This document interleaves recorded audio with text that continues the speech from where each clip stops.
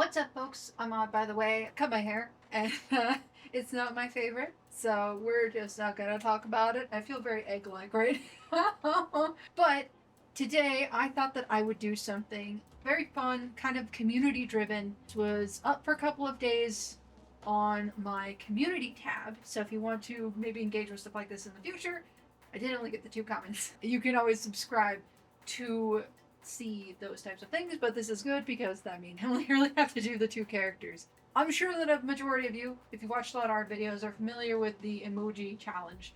It is effectively making a character design based off of 3 effectively random emojis, usually kind of curated by other people. In this case, I have 2 responses here that I got. One I had to pull up from the mobile app because the emoji didn't show up on my desktop, but I did see it on my phone first, so thankfully I was able to get that. But yeah, so we've got from Chesney Hawks a sparkle and a fairy and a shooting star, which seem very, very cohesive, very aesthetically similar. I would think like a blue fairy Pinocchio situation going on here. And one from Sparkle Lily, who gave me a ball of yarn, a lotus, and an angel wing, or just a bird wing that did not show up on desktop for some reason. So that one is especially interesting to me because there's not a big base like animal or creature to put it on there, so that's going to be very like aesthetic. What's funny is that both of these will work with the secondary thing that I wanted to do today, which was to make these designs, as well as representing the emojis that were given here, to make them a specific aesthetic, in this case, LOVECORE, for Valentine's Day. I'm, not a big celebrator of the holiday, currently single, but I do enjoy the aesthetic beside the whole, like, capitalist hellscape that is modern holidays in general anyway, about giving your partner kind of thoughtless, like, arbitrary gifts for the reason of it's the holiday and not necessarily like I thought of you on this day of love. It's supposed to be about loving who you want, but it's kind of turned into this whole like I just give your partner a heart-shaped pendant. How many heart-shaped pendants do women own that they don't use?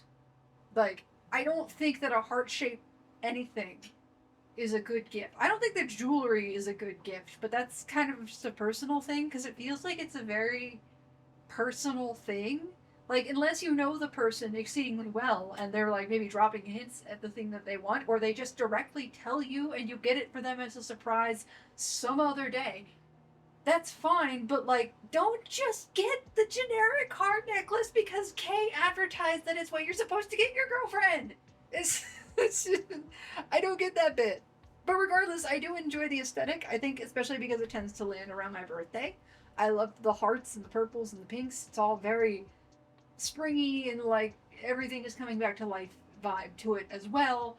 And it's just fun. It's cutesy. And, I like drawing cute things sometimes. So I thought that it would be interesting to take these emoji design concepts and combine them with this aesthetic. So that, long walk for a short drink of water, is what I'm going to be doing today.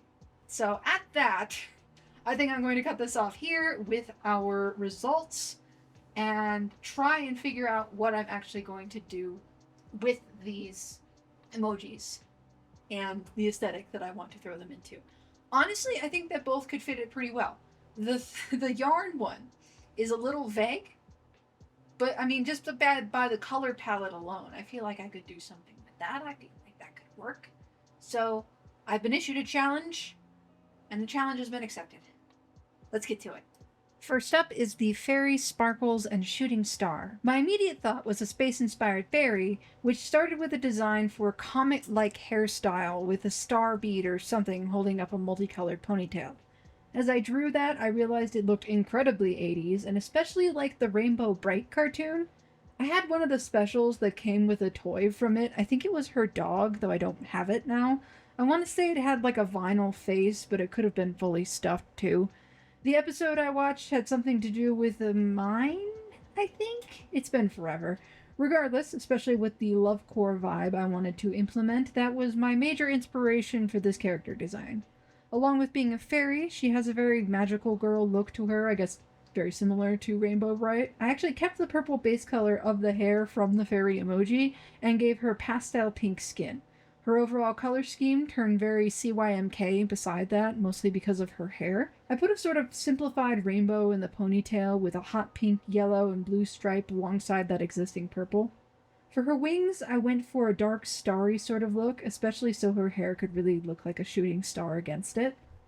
Her overall outfit vibe is very reminiscent of that chunky, bubbly style the Rainbow Bright characters had for their outfits, which is also a very imagined future slash spacefaring look, at least when it came out. I went between a lot of star and heart shapes throughout her design, even for her pupils. It's been a good while since I've made a character with heterochromia, and it felt perfect for her.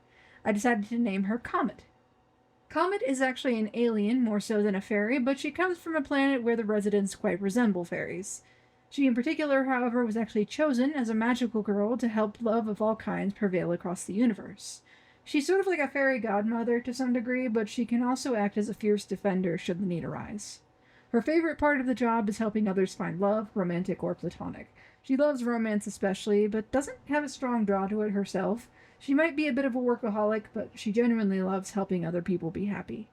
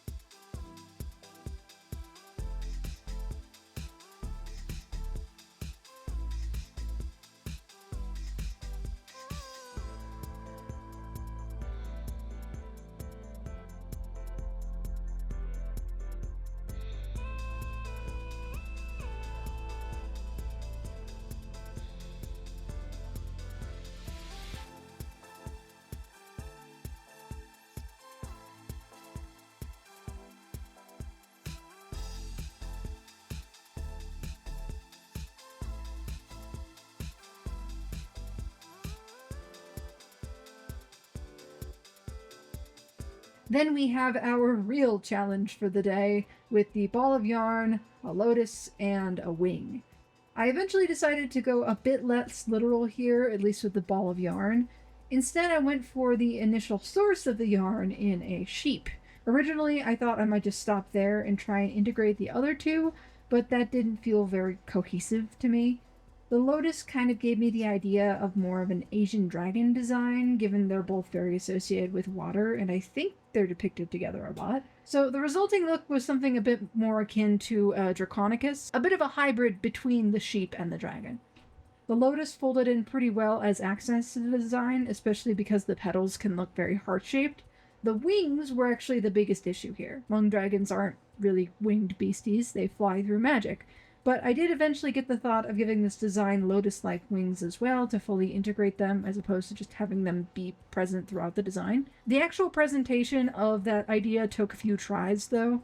Initially, I thought I would make multiple petals, but I realized the way I'd arranged them didn't really make sense or make them look like they belonged on a lotus. Lotus petals make a very cup-like shape, often pointing upward. Eventually, though, I landed on just making the wings single petals. I went for an all-pink body with some deeper pinks in the thicker wool and made the lotuses white with a peachy pink accent. Comet feels like something I maybe could have made on my own, but this design definitely doesn't. And that's why I love these kind of random challenges. I fittingly named this character Lotus. Lotus is a rare combination of a flower dragon and a sheep.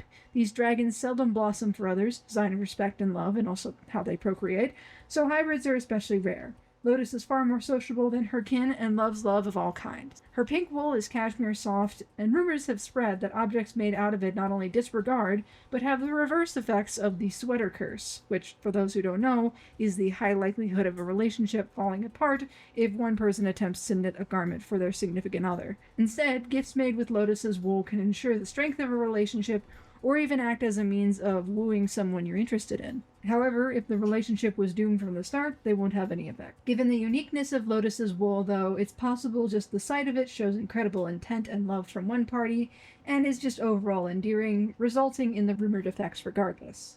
Whichever is true, the point still stands that Lotus has contributed to a lot of acts of love, and they are overjoyed by that.